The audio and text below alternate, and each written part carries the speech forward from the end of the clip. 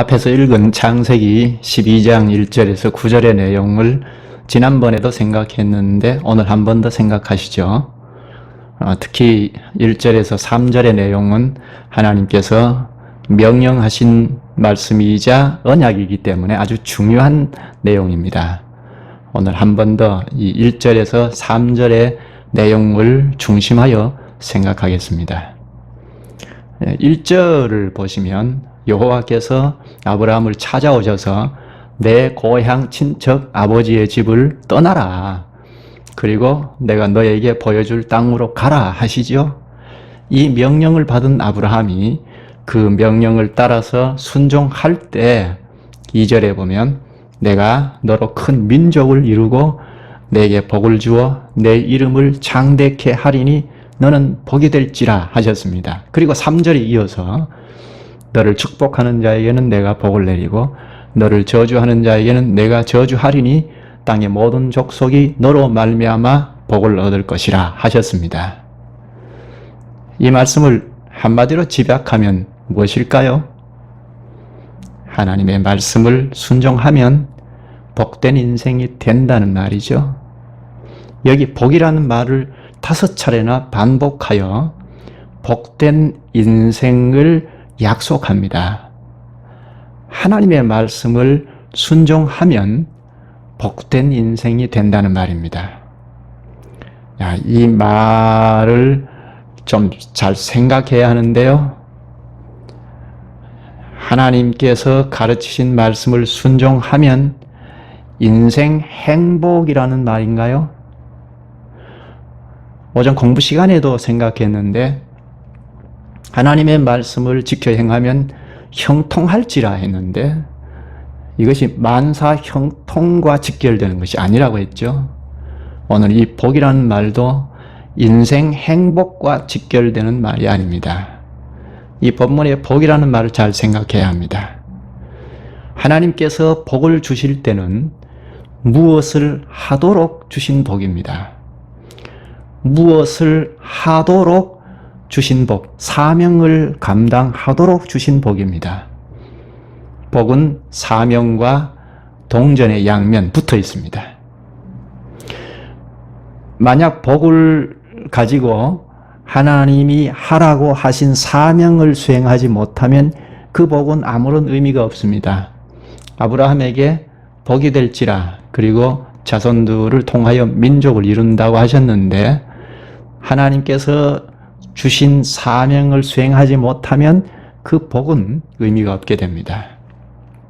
가령 애굽에서 종노릇하던 이스라엘 백성들을 하나님께서 불쌍히 여기셔서 구출하셨습니다.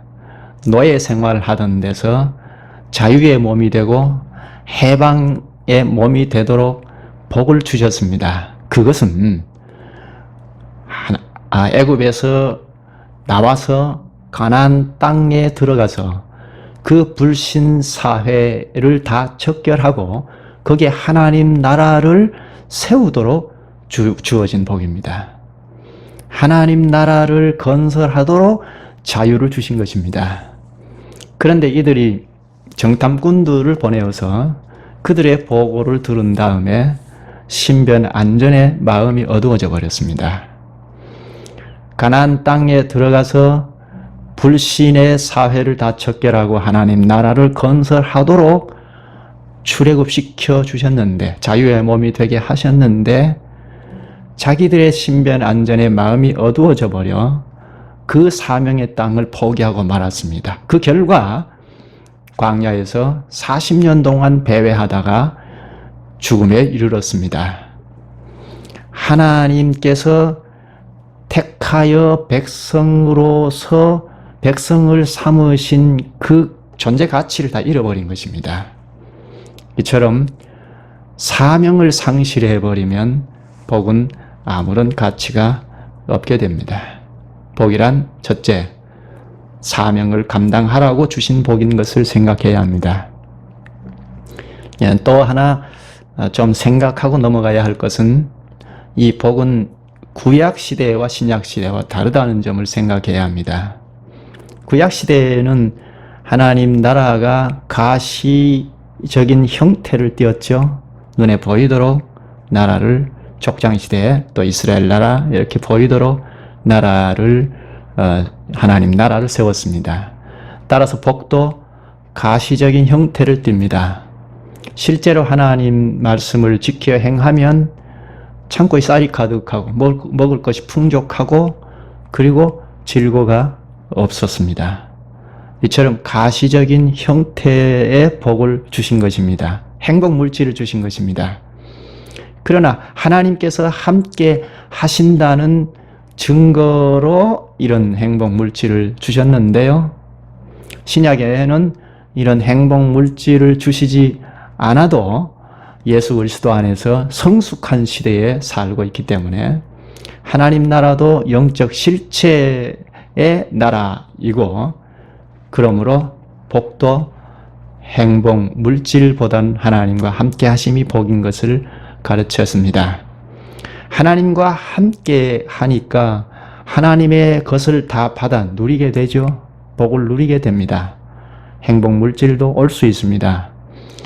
그것조차도 하나님께서 감당하라고 하신 사명을 전제하고 주신 복입니다. 하나님께서 우리에게 주신 모든 현실적인 선물들, 복은 다 사명을 수행하도록 주신 복입니다. 그러므로 사명을 상실해버리면 그 복은 아무런 가치가 없습니다. 주님을 믿지 않는 불신자들도 얼마나 행복 물질이 많이 있습니까? 날아가는 새도 떨어뜨릴 만큼 명예와 권세가 얼마나 있는 사람들이 있습니까? 그러나 그 복이 사명과는 무관하기 때문에 가치가 없지 않습니까? 하나님 보실 때 가치 있다 하지 않지 않습니까?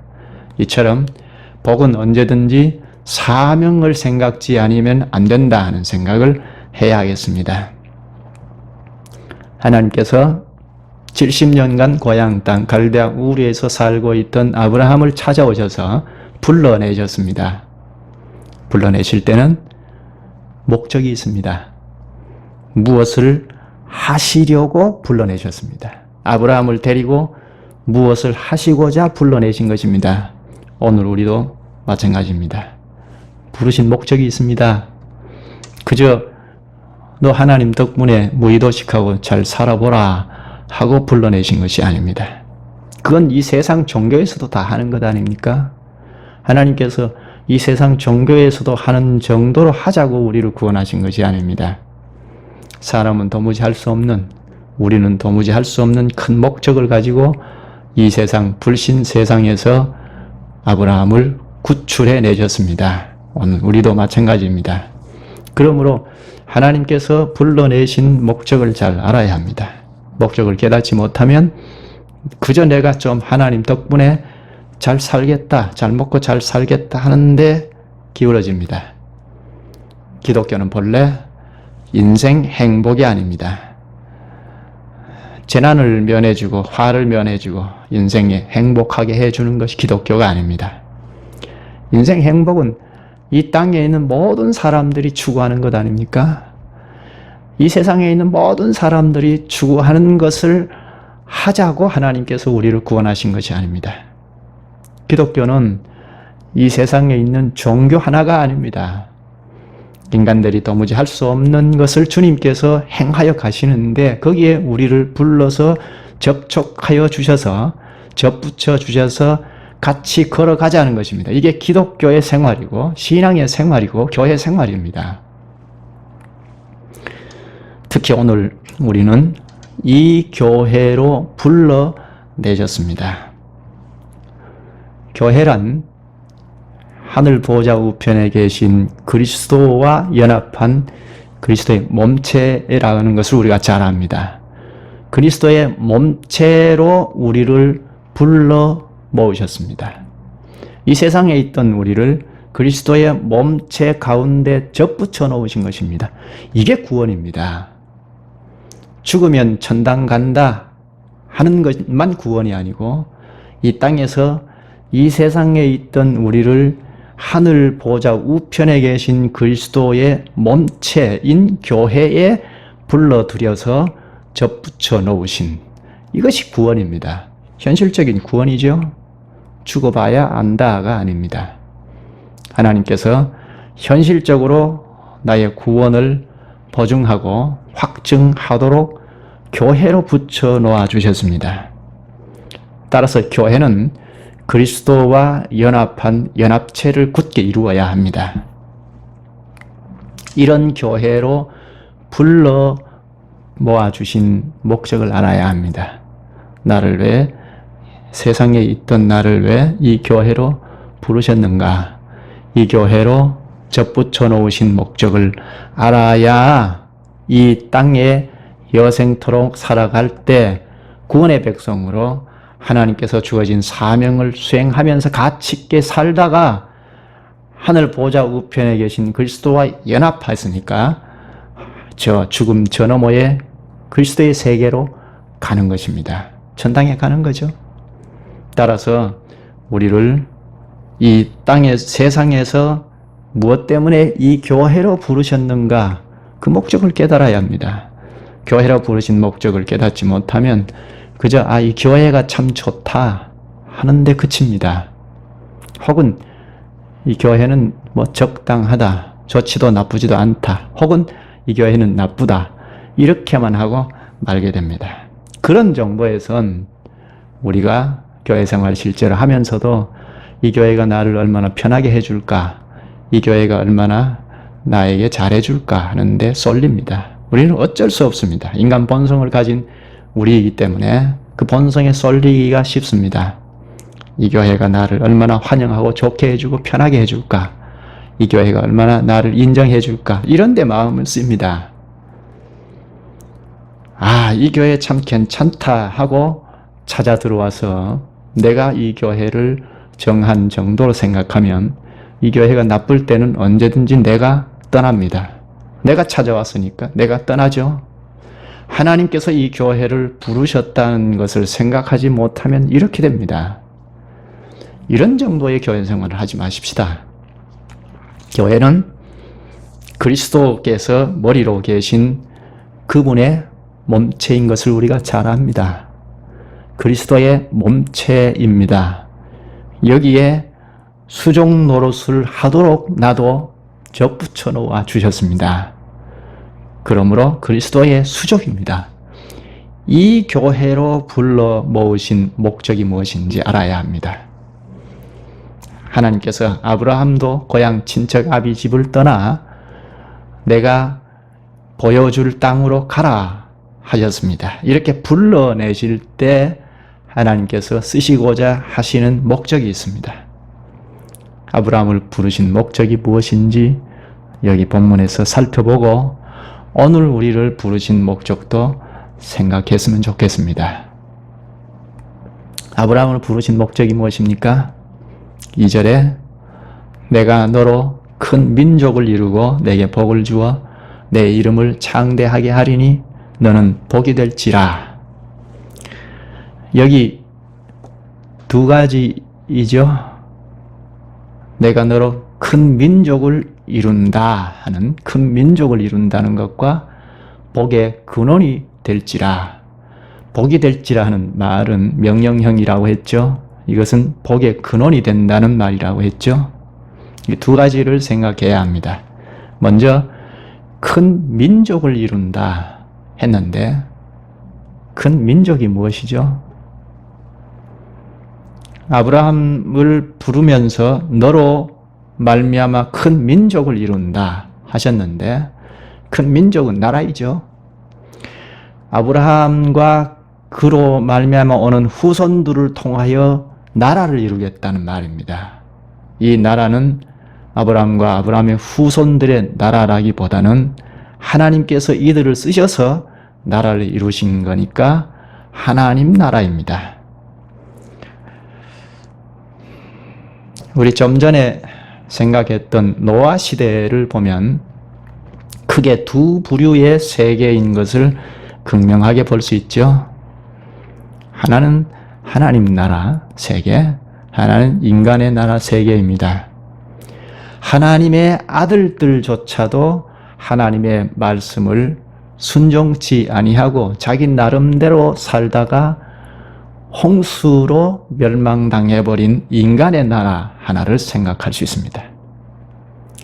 그와 반면에 소수이지만 노아를 중심하여 그 가족들이 하나님의 말씀을 올곧게 지킴으로 홍수에서 무사히 구출된 하나님 나라를 볼 수 있었습니다. 그런데 홍수 이후에 얼마 가지 않아 또 한 번의 인간의 나라를 극명하게 볼 수 있었습니다. 그것이 바로 시날 평지에 모여든 인간들을 통하여 인간의 나라를 극명하게 드러낸 것입니다. 하나님께서 언어를 혼잡케 하셔서 흩어버릴 만큼 하나님 앞에 높이 탑을 쌓고 하나님과 같이 되자 하고 하나님을 대적하고 하는 이런 인간의 나라를 극명하게 볼 수 있었습니다. 아주 깜깜한 세상 나라가 되어버린 이런 때에 하나님께서 갈대아 우르에서 살던 그 우상의 도시에서 살던 아브라함을 찾아오셔서 불러내셨습니다. 불러내시면서 내가 너로 큰 민족을 이루리라 하셨습니다. 시날 평지에서 온 인류가 하나님을 도전함으로 언어가 혼잡케 되는 심판을 받아버린 이 세상 나라에서 어떻게 하나님께서 하나님의 민족, 나라를 세우시겠다는 것인지 내가 너로 큰 민족을 이루겠다 하고 약속을 하십니다. 하나님의 나라를 이루겠다는 것입니다. 칠흑같이 어두워져 버린 그 세상에서 어떻게 하나님 나라를 이루겠다고 하시는지 하나님께서 의지의 표명을 아브라함에게 약속하셨습니다. 지금까지 경영해 오시던 나라와는 좀 다릅니다. 지금까지는 소수의 가정이나 개인들을 통하여 하나님 당신의 나라를 건설해 오셨습니다. 아벨, 셋, 에녹, 노아 같은 이런 소수의 가정과 개인들을 통하여 나타났습니다. 그러나 이제는 국가 형태, 나라 형태로 이 세상에 나타날 것이라고 하셨습니다. 이 국가는 아브라함 후손들로 세워지는 이스라엘인 것을 우리가 잘 압니다. 아브라함, 이삭, 야곱, 요셉 이런 자손들이 하나님의 백성 공동체를 이루어서 나중에 이스라엘 나라를 만들어낸다는 것입니다. 이것은 단순한 이스라엘이 아닙니다. 하나님께서 경영하시는 하나님 나라입니다. 하나님께서 이 나라를 통하여 하나님 통치를 이 땅에 보여줄 것입니다. 이 땅 위에 하나님의 경륜이 나타날 것입니다. 이 나라는 지금 아브라함과 약속함으로써 이 약속 안에 서서히 이 지상 위의 모습을 나타낼 것을 준비하십니다. 얼마 후면 하나님의 나라는 전보다 훨씬 더 밝은 모습으로 나타나게 될 것입니다. 족장 시대보다는 훨씬 더 밝게 나타내 보일 것입니다. 여기 2절 3절에 약속을 하셨는데 이 약속은 성경에 보면 그 약속은 다 그렇습니다. 이 약속 안에 하나님 나라가 어떻게 나타날 것인지를 담아 주셨습니다. 그래서 약속을 잘 보면 앞으로 하나님 나라가 어떻게 진행되어 갈 것인지를 알 수가 있습니다. 내가 너로 큰 민족을 이루고 내게 복을 주어 내 이름을 창대하게 하리니 너는 복이 될지라 하셨습니다. 이것은 아브라함이 복받는 정도가 아닙니다. 물론 언약을 신실히 지키면 아브라함이 주님이 주시는 복에 참여합니다. 주님이 경영하시는 거룩한 나라의 한 부분을 담당하는 복에 참여합니다. 그런데 여기서 단지 아브라함이 복된 인생이 될 것이라는 말보다는 이 약속 안에 어떤 나라가 펼쳐질 것인가 하는 것을 담아 주셨습니다. 그것이 바로 앞으로는 국가 형태로 지금까지보다는 훨씬 다른 국가 형태의 나라가 펼쳐질 것을 여기 약속 안에 담아주셨습니다. 따라서 이 약속은, 성경에 있는 약속은 전부 앞으로 하나님께서 경영하시는 나라가 어떨 것이라 하는 것을 담아주신 그릇입니다.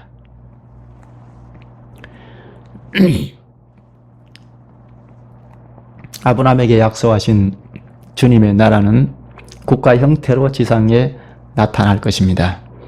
이런 눈에 보이는 국가 형태의 천국은, 하나님 나라는 실체로 드러낼 때가 있습니다. 그 아브라함과 하신 이 언약 이후에 다윗 언약만 보더라도 앞으로 실체의 나라가 드러날 것을 예상할 수 있도록 그 다윗 언약 안에 담아주시지 않았습니까? 그것이 바로 신약에 와서 천국의 하나님 나라의 실체가 도래했죠. 예수님께서 오셔서 하나님 나라는 너희 안에 있느니라, 누가복음 17장 21절에 말했습니다. 너희 안에, 이것은 사람 안에라기보다는 너희 가운데 있다는 말입니다. 하나님 나라 왕이신 그리스도께서 그들 가운데 계시니까 그것이 하나님 나라라는 말입니다. 그리스도의 다스림을 받는 것이면 그리스도의 나라입니다. 하나님 나라입니다. 오늘 우리가 그리스도를 머리로 하고 다스림을 받는 몸체이니까 이것이 하나님 나라입니다. 그리스도의 나라입니다. 믿음은 들음에서 나며 들음은 그리스도의 말씀으로 말미암았느니라. 로마서 10장 17절. 이 말씀처럼 그리스도의 말씀을 듣고 믿음이 나고 그 믿음이 자꾸 성숙해 나아가면 그리스도의 나라입니다. 우리가 자꾸 생명이 활동을 하고 장성해 나가면 그게 그리스도의 나라 아닙니까? 이런 실체의 나라가 벌써 오늘 본문에 아브라함에게 찾아오셔서 약속하신 것입니다. 여기에서는 큰 민족 이스라엘 나라가 올 것이라 하는 것을 약속에 담아주셨는데, 이제 그리스도의 나라가 이스라엘 나라 이후에 실체로 도래할 것입니다. 실체로 도래한 천국이 바로 오늘 우리가 맞이하고 있는 그리스도의 나라, 하나님 나라입니다. 이 나라는 오랜 역사에 걸쳐서 발전하고 발전하면서 그리스도께서 오심으로 실체로 도래한 것입니다. 이제 신약에는 보좌 우편에 계신 그리스도와 신령하게 연합하여 그 그리스도를 머리로 한 몸체로 그리스도의 나라를 이루고 있습니다. 우리가 이 그리스도의 나라에 직접 참여하여 한 부분을 담당하고 있습니다. 이 나라는 그리스도를 본체로 하고 있는 실체의 나라입니다. 이런 실체의 나라가 이 땅 위에 존재하기까지 하나님은 아브라함부터 여러 선진들을 쓰셔서 약속해 오셨습니다. 그 역사 시기마다 하나님께서 불러내신 자들에게 천국, 하나님 나라의 중요한 사실들을 담아서 약속해 주셨습니다. 따라서 주님의 약속 안에는, 언약 속에는 항상 하나님 나라의 중요한 사실들이 담겨 있습니다. 하나님 나라라는, 천국이라는 보화를 담고 이 역사 위에서 완성을 향하여 굴러가는 수레가 바로 언약입니다. 언약은 하나님 나라 보화를 담고 있는 수레입니다. 오늘 아브라함에게 약속하였습니다. 내가 너로 큰 민족을 이루고 내게 복을 주어 내 이름을 장대하게 하리니 너는 복이 될지라, 복의 근원이 될지라 하셨습니다.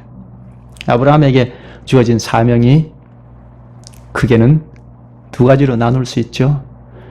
큰 민족을 이룬다는 것과 그리고 복의 근원이 될지라. 이 복의 근원이라는 건 복을 전달하는 사명을 말합니다. 죄인들이 하나님 앞에 죄 사함을 받고 구원의 복을 얻는다는 것인데, 아브라함과 그 자손들을 통하여 구원의 복을 전달하게 된다는 것입니다.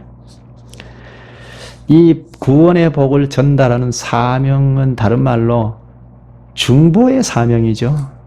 하나님과 사람 사이에, 죄인 사이에 중보자의 사명을 맡았다는 것입니다. 구원의 복을 전달하는 중보자의 사명을 맡았다는 것입니다. 즉, 복을 전달하는 제사장적 사명을 띠고 출현했다는 말입니다. 너는 복의 근원이 될지라. 앞으로 아브라함의 자손들로 이루어질 나라는, 이스라엘은 제사장적 사명, 중보자적 사명을 띠고 이 땅에 나타납니다. 하나님과 죄인들과 중재 역할을 하는 중보적 사명을 가진 것이 이스라엘 나라입니다. 그것이 출애굽 19장 4절에서 6절에 또 한 번 약속하지 않습니까? 이스라엘 백성들이 출애굽한 직후에 시내 산 아래에서 내가 너로 제사장 나라가 되게 하겠다고 약속하지 않습니까? 제사장 나라는 우리가 잘 알듯이 하나님 앞에 예배를 잘 드리는 것이죠. 예배를 잘 드릴 때 하나님 앞에 죄 사함을 받고 구원의 백성으로 살아갈 수 있습니다. 따라서 이스라엘 나라가 이 제사장 나라로 결격 사유가 없을 때 이 나라를 통하여 구원의 복이 자꾸 전달이 되어서 죄인들이 이스라엘 나라를 통하여 구원의 복을 얻게 될 것입니다. 이게 복의 근원이라는 말입니다. 이스라엘이 참 예배를 드림으로, 하나님께서 받으시는 예배를 드림으로 죄인들이 이 이스라엘 나라를 통하여 죄 사함을 받고 구원의 복을 얻게 될 것입니다. 만약에 이스라엘 백성들이 하나님께서 받으심직한 예배를 드리지 못하고 그래서 제사장 사명을 잃어버렸을 때는 구원의 복을 전달할 수 없게 되겠죠.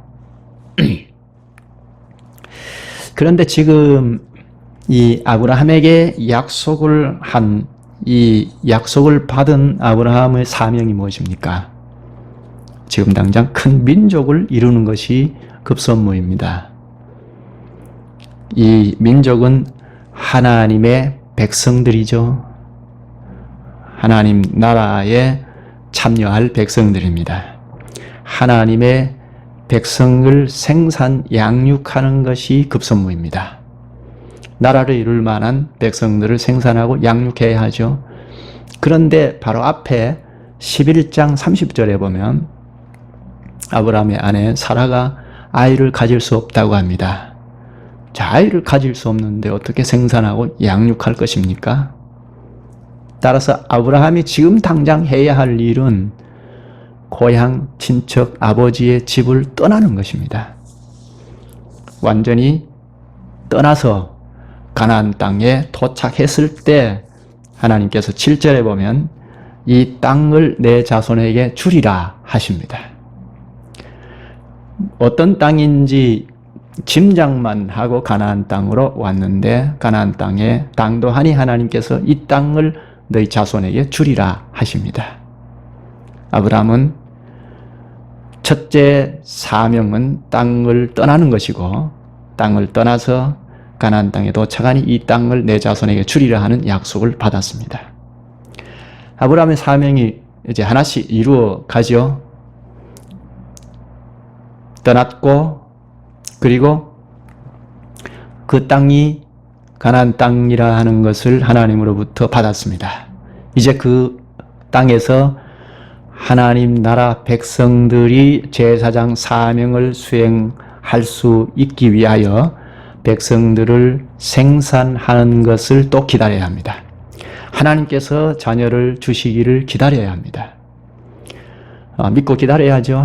사라는 자식을 얻을 수 없다고 하지만 하나님께서는 약속을 하셨으니까 하나님께서 주실 것을 믿는다면 기다려야 하죠. 막연히 기다리는 것이 아니고 하나님과 교통하면서 하나님에 대한 것을 점차적으로 배우고 신앙이 점차 더 장성해 가야 합니다. 아브라함의 사명은 당장 사명이 떠나는 것이고 떠나서 이 땅이 너 자손에게 줄 것이다 하신 이후에는 그 땅에 하나님의 백성이 생산되고 양육되어야 하는데 그 자녀를 주실 때까지 기다려야 합니다. 기다리는데 그저 세월을 기다리는 것이 아니고 장성해 가야 합니다. 자라야 하나님의 자식을 줄 때 하나님의 백성으로 양육할 능력이 생기지 않습니까? 하나님께서 주실 때까지 기다려야 합니다. 기다리되 자라야 합니다. 아브라함이 하나님께서 나타나셔서 이 땅을 내 자손에게 주리라 하니까 8절에 보면 여호와의 이름을 부르더니 합니다. 여호와께 제단을 쌓고 여호와의 이름 불렀다고 합니다. 하나님 앞에 예배를 드렸다는 말입니다. 영광의 갈대아 우르에 있을 때 영광의 하나님이 나타나신 것을 뵙고 그리고 하란까지 왔다가 가나안 땅에 이르러서 여호와 하나님의 이름을 부르는 데까지 자랐습니다. 이렇게 성장해 나갑니다. 이 성장은 계속 거듭되는데요. 창세기 14장 22절에 보면 멜기세덱의 축복을 받은 아브라함은 천지의 주제이시오 지극히 높으신 하나님 여호와께 내가 손을 들어 맹세하노니 합니다. 여기 엘엘yon 지극히 높으신 하나님으로 고백합니다. 또 99세 때 하나님께서 나타나셔서 아들을 약속하시면서 17장 1절에 보면 나는 전능한 하나님이라 하고 가르쳐 주십니다. 이렇게 하나님을 뵙고 어떤 하나님인지를 알고 그리고 실생활에서 그 하나님이 이런 하나님이시구나 하고 체득해 나가는 이렇게 인식이 변화되고 몸소 체험하는 이런 성장이 있었습니다. 또 하나님께서 소돔과 고모라 성을 심판하실 때 아브라함이 세상을 심판하시는 하나님 하고 고백합니다. 18장 25절에 그리고 21장 33절에는 아비멜렉 왕과 우물 언약을 세우고 영생하시는 하나님 하고 고백합니다. 그리고 나중에 이삭을 바친 후에도 22장 14절에 여호와 이레 하고 고백합니다. 또 노경에 자부를 얻기 위하여 종을 고향으로 보내면서 천지의 하나님 하고 고백합니다. 24장 3절. 이렇게 점차적으로 세월 속에서 그저 세월만 보내는 것이 아니고 하나님이 어떤 분이신지를 하나님과 교통하면서 배웠고 그 이론화된 것이 실생활 속에서 과연 이런 분이시다 하고 하나님을 점차적으로 더 구체적으로 풍성하게 알아갔던 것입니다. 우리도 마찬가지죠. 우리가 하나님의 말씀을 들을 때 늘 이론적으로 듣습니다. 이론적으로 알게 됩니다. 이 들은 말씀이 우리의 실생활 속에 나가서 과연 이런 분이시다 하는 것을 체득해야 증검된 진리가 되죠. 이 진리의 말씀이 사변적이 되지 않으려면 하나님의 말씀을 듣고 우리의 생활 현실에서 체득해 나가야 합니다. 과연 거룩하신 분이구나. 과연 사랑이 많으신 분이구나. 이렇게 경험해 나가야 합니다. 과연 어미로운 분이구나. 과연 경외하지 않으면 안 될 두려운 분이구나. 이렇게 생활 속에서 체득해 나가야 합니다. 능히 모든 성도와 함께 지식에 넘치는 그리스도의 사랑을 알고 그 넓이와 길이와 높이와 깊이가 어떠함을 깨달아 하나님의 모든 충만하신 것으로 너희에게 충만하게 하시기를 구하노라. 에베소서 3장 18절 19절입니다. 하나님께서 경영하시는 그 길에 참여한 아브라함이 맡은 배역은 참으로 훌륭합니다. 오늘 우리도 이 시대에 하나님께서 경영하시는 그 일의 한 부분을 맡은, 배역을 맡은 자들입니다. 우리가 맡은 배역을 잘 감당하려면 그분을 좀 더 구체적으로 풍성하게 깨달아야 합니다. 그저 거룩하신 하나님, 사랑이 많으신 하나님, 이렇게 단편적으로 인식해서는 안 됩니다. 점차적으로 더 깊이 깨달아야 합니다. 말씀을 자기의 사실로 받으면서 점차적으로 깨달아가는 가운데 사명을 수행하는 것입니다. 깨달아가는 가운데 사명을 수행하는 것이 올바릅니다. 여기서 잠깐 사명을 생각해야 하겠습니다. 사명이 무엇입니까? 사명은 크게 두 가지로 나눌 수 있습니다. 본연의 사명과 시대적인 사명 혹은 사역적인 사명입니다. 아브라함의 사명은 큰 민족을 이루는 것인데 당장 고향을 떠났고 그리고 자녀를 주실 때까지 그리고 계속해서 하나님에 대한 인식이 점차 풍성해져 나가는 이게 아브라함의 기본 사명입니다. 여기서 첫째, 하나님을 깨달아 나가는 이것이 본연의 사명입니다.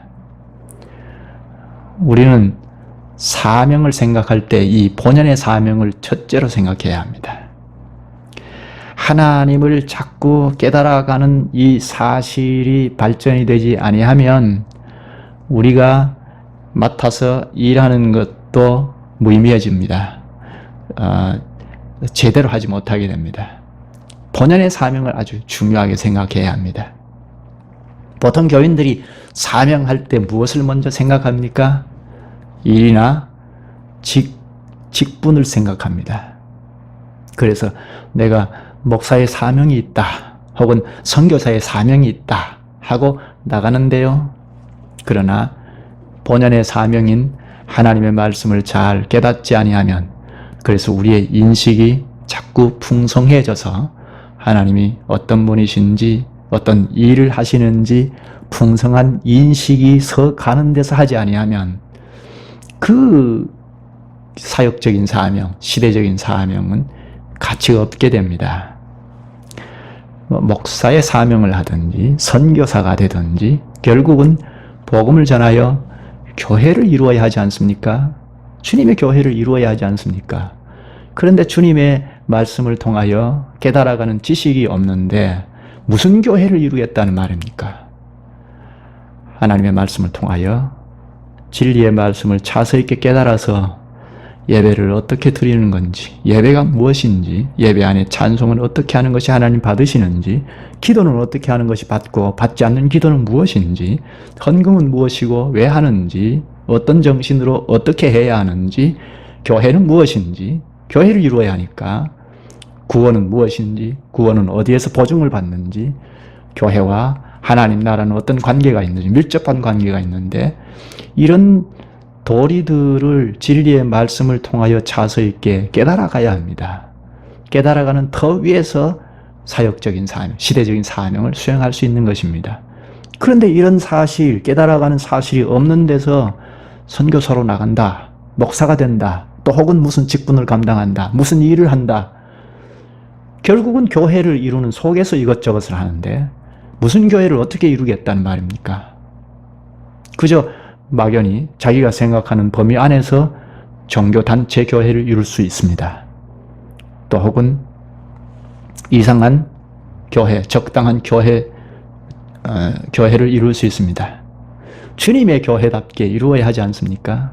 주님의 교회답게 이루지 아니하면 이 교회 안에서 보증을 받는 이 구원 문제도 불확실하게 됩니다. 그럼 결국은 개인주의 신앙으로 전락하게 됩니다. 이렇게 되면 교회를 이루었다 하더라도 참 난감하게 되고 큰 교회를 이루었다 하더라도 막연한 교회 하나 이루고 말게 됩니다. 무엇을 하든지 결국은 주님의 교회를 이루어야 하는데 이것은 인간 본연의 사명, 성도의 본연의 사명을 깨닫는 더 위에서 가능한 것입니다. 첫째, 성도 본연의 사명을 항상 생각해야 합니다. 자꾸 하나씩 알 것을 알고 가야 합니다. 이렇게 이야기하면 오늘 우리 현실은, 교회적 현실은 강단의 설교의 문제가 참 심각합니다. 하나님의 말씀을 통하여 도리를 하나씩 가르치는 이런 설교가 있어야 가능한 일이기 때문입니다. 아무튼 하나님의 말씀을 차서 있게 전하는 강단이 있는 교회를 전제하고 성도의 본연의 사명을 항상 생각하고 가야 합니다. 그 다음에 사역적인 사명, 시대적인 사명도 생각할 수 있습니다. 인간 본연의 사명을 통하여 말씀을 하나씩 깨달아서 지식도 변화되고 거기에 하나님의 말씀에 따른 감정도 제대로 서고 그리고 의지가 전 인격 형성이 될 때 이 시대 앞에 분별을 해서 어떻게 살 것인가 하는 것도 제대로 됩니다. 교회도 마찬가지입니다. 교회도 본연의 사명이 있어야 합니다. 본연의 사명을 먼저 생각해야 합니다. 교회가 교회로서 본래의 모습을 갖춰야 하지 않습니까? 교회는 그저 종교단체가 아니지 않습니까? 막연한 조직체로 이루는 것이 교회가 아니지 않습니까? 하늘 보좌 우편에 계신 그리스도를 머리로 한 몸체인데, 그래서 그리스도께서 지시하시면 그 지시를 받아서 수종 노릇을 하는 것이 교회가 아닙니까? 제일 중요한 것 중에 하나가 천국 백성들을 받아들이는 기관입니다. 세상에 있는 사람들이 이곳에 와서 하나님의 말씀을 듣고 자신이 회개하고 죄사함을 받고 천국 백성으로 하나님 나라에 들어가는 관문 역할을 하는 것이 교회입니다. 그렇다면 그런 것을 다 갖춰야 하지 않습니까? 이게 기본입니다. 교회라면 기본적으로 갖춰야 할 것이 천국 백성을 어떻게 분별해서 받아들일 것인지 아니면 좀 기다리라 하든지 이런 것을 제대로 할 수 있으려면 하나님의 말씀을 갖추어야 합니다. 그리고 기본적으로 기능을 갖추어야 합니다. 외모로 갖추어야 할 것은 16세기에 세 가지 표지를 제시하지 않았습니까? 이것이 참 교회다, 이리로 오너라 하고 딱 갖춘 세 가지 표지가, 첫째는 하나님의 말씀을 가감없이 전하는 것을 제시했습니다. 첫째가 아주 중요한데 하나님의 말씀을 가감없이 전하여 그 말씀을 다 받아들이는 자들을 천국 백성으로 받아들이게 됩니다. 거기에 성례가 있지 않습니까? 그래서 두 번째 표지가 성례입니다. 성례를 하나님의 말씀에 따라서 하는가? 세례를 베풀 자에게 베풀고 성찬에 앉힐 자를 앉히는가? 이런 기본적인 것을 갖추는 이것이 교회의 본연의 사명입니다. 이런 교회를 제대로 갖추지 아니하면서 별짓을 다 해도 구원의 백성 하나 보증을 못 해줍니다. 그저 예수 믿고 천당하고 개인주의 신앙으로 우르르 모였다가 흩어지는 이런 싸구려 복음에 전락하기 쉽습니다. 기분 좋은 감동적인 설교를 하나 하고 우리가 감동을 받았다 하는 정도로 그치게 됩니다. 그렇게 나가면 10년, 20년 신앙생활을 해도 그 회중들이 하나님에 대한 인식이 점차적으로 풍성해지지 않습니다. 물어보면 잘 모릅니다. 예배가 무엇인지 잘 모릅니다. 어떻게 드리는 것이 받으시는 건지, 예배 안에 찬송은 어떻게 하는 것이 옳은지, 기도는 어떻게 하는 것이 옳은지, 헌금은 어떻게 하는 것이 하나님 받으시는 헌금인지 물어보면 잘 모릅니다. 이게 가장 기본적인 것인데도 불구하고 10년, 20년 신앙생활 한 사람에게 보아도 잘 몰라요. 이게 그들의 책임이 아니고 강단에 설교하는 목사의 책임입니다. 무슨 설교를 어떻게 했느냐 하는 것입니다. 먼저 교회는 교회의 본연의 모습을 갖추는 본연의 사명을 항상 생각하고 가야 합니다. 그래서 누구든지 부복하여 주님 앞에 부복하면 그를 죄사함에서 구원의 백성으로 보증해 줄 수 있어야 합니다. 또 성찬을 통하여 구원의 신앙을 확증해 줄 수 있어야 합니다. 저 영광의 세계에 혼인잔치 상에 앉을 자들을 오늘 여기 성찬상에 함께 앉지 않습니까? 그런데 아무나 앉자가 찾아 하나님은 사랑의 하나님이다 하고 같이 앉게 되면 어떻게 구원의 백성으로 보증할 수 있습니까? 교회가 인간 본연의 사명, 교회 본연의 사명을 수행한다는 것 반드시 생각해야 하고, 이것은 개인도 마찬가지입니다. 성도 본연의 사명을 먼저 생각해야 합니다. 본연의 사명은 무엇보다 하나님께서 가르치신 말씀을 하나씩 하나씩 섭렵해서 깨달아가는 사실이 있어야 합니다. 하나님의 말씀을 깨달아서 그리스도의 지체 노릇을 할 수 있어야 합니다. 처음부터 잘 할 수는 없죠. 처음에는 자기 자리를 잘 지키는 것만으로도 지체 노릇하는 것입니다. 그런데 점차적으로 지체로서 마땅히 생명을 발휘해야 할 것을 해야죠. 지체 노릇 제대로 못하면서 무슨 일을 한다고, 무슨 사명을 감당한다고 하는 이것은 허상입니다. 공동체, 교회의 몸체의 머리가 그리스도이신데, 그리스도께서 지지하시려면 그리스도에게 접붙여진 지체라야, 수족이라야 지지하지 않습니까? 그런데 뚝 떨어져서 객체로 사는 데서 어떻게 주님이 지지하시겠습니까? 주님이 지지하시는 삶을 살려면 지체로 참여하여 기본적으로 지체 노릇을 잘 하는 데서 이것저것을 할 때 지지하시는 것입니다. 어떤 일이나 직분에 열심을 내면서도 교회의 보탬이, 주님의 몸체의 보탬이 되지 못한다면 결국 하나님의 영광이나 하나님 나라에 덕이 아니라 해를 끼치게 됩니다. 열심히 일을 하고 열심히 직분을 감당하는데 오히려 하나님의 교회의 몸체, 주님의 몸체에 해악이 됩니다. 이 점을 우리가 깊이 생각해야 합니다. 사도 바울이 이스라엘 교회를 향하여 탐해한 종교 열심을 낸 것 때문에 탐해하지 않았습니까? 로마서 10장 2절 3절입니다. 내가 증언하노니 그들이 하나님께 열심히 있으나 올바른 지식을 따른 것이 아니니라. 하나님의 의를 모르고 자기 의를 세우려고 힘써 하나님의 의를 복종하지 아니하였느니라. 힘써 열심을 다했는데, 하나님을 위하여 한다고 열심을 다했는데 결국은 무지에서 나온 열심이기 때문에 오히려 자기 의를 나타내고야 말았다는 것입니다. 하나님의 뜻에 대한 무지한 열심은 전부 자기 의를 나타내기 위한 열성입니다. 자기도 모르게 그렇게, 본의 아니게 그렇게 되는 것입니다. 교회나 성도가 범하기 쉬운 과오는 바로 여기에 있습니다. 하나님의 뜻에 대한 분별이 없이, 하나님의 뜻이 무엇인지에 대한 인식이 없이 그저 많은 사업을 벌이고 무슨 열심히 무슨 일을 하고 무슨 직분을 감당한다고 하는 그것이 오히려 장애가 될 수 있습니다. 이런 일에 우리가 조심해야 합니다. 이런 과오에서 벗어나려면 하나님의 영광과 그분의 나라를 먼저 구하는 인식이 있어야 합니다. 하나님의 말씀을 잘 섭렵해서 깨달아가는 터 위에서 할 수 있어야 합니다.